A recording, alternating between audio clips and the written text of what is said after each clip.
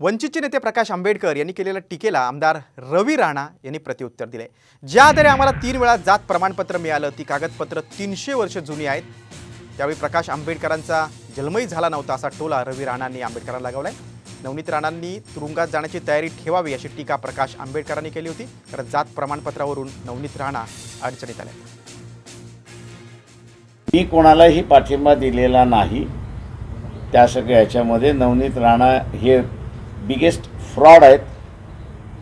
मी जसं म्हणालो की त्यांचा आता जेलमध्ये जाण्याची तयारी त्यांनी केली पाहिजे, मानसिकता केली पाहिजे। 300 वर्षाचा इतिहास, मी सुद्धा तेव्हा पैदा झालो नाही, प्रकाश आंबेडकर साहेबांचाही जन्म झाला नव्हता। जे काही पुरावे आहे ते सुप्रीम कोर्टामध्ये आपण दिलेले आहे आणि त्या पुराव्यानुसार नक्कीच मला विश्वास आहे की 300 वर्षाआधीचे पुरावे 100पेक्षा जास्त जे पुरावे आपण दिलेले आहे त्या पुराव्याच्या आधारावर नवनीत राणाला न्याय मिळेल हा माझा विश्वास आहे।